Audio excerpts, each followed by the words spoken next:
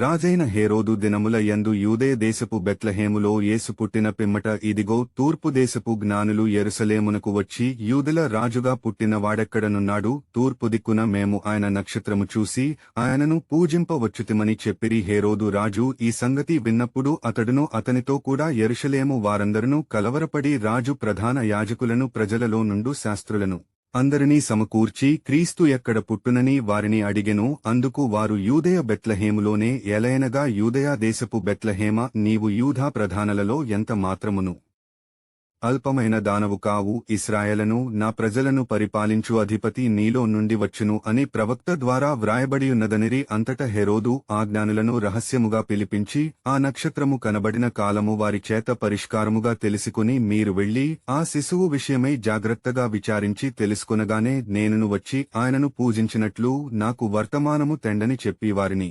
బెత్లెహేమునకు పంపెను. వారు రాజు మాట విని బయలుదేరిపోవుచుండగా ఇదిగో తూర్పుదేశమున వారు సూచిన నక్షత్రము ఆ శిశువు ఉండిన చోటికి మీదుగా వచ్చి నిలుచువరకు వారికి ముందుగా నడిచెను. వారు ఆ నక్షత్రమును చూచి అత్యానందభరితులై ఇంటిలోనికి వచ్చి తల్లియైన మరియను ఆ శిశువును చూసి సాగిలపడి ఆయనను పూజించి తమ పెట్టెలు విప్పి బంగారమును సాంబ్రాణిని బోడమును కానుకలుగా ఆయనకు సమర్పించిరి. తరువాత హేరోదు యొద్దకు వెళ్లవద్దని స్వప్నమందు దేవుని చేత బోధింపబడిన వారై వారు మరియొక మార్గమున తమ దేశమునకు తిరిగి వెళ్లిరి. వారు వెళ్లిన తరువాత ఇదిగో ప్రభువు దూత స్వప్నమందు యోసేపునకు ప్రత్యక్షమై, హేరోదు ఆ శిశువును సంహరింపవలెనని ఆయనను వెదకబోవుచున్నాడు గనుక నీవు లేచి ఆ శిశువును ఆయన తల్లిని వెంటబెట్టుకుని ఐగుప్తునకు పారిపోయి నేను నీతో తెలియజెప్పు వరకు అక్కడనే ఉండమని అతనితో చెప్పెను. అప్పుడు అతడు లేచి రాత్రివేళ శిశువును తల్లిని తోడుకుని ఐగుప్తునకు వెళ్లి ఐగుప్తులో నుండి నా కుమారుని పిలిచేతిని అని ప్రవక్త ద్వారా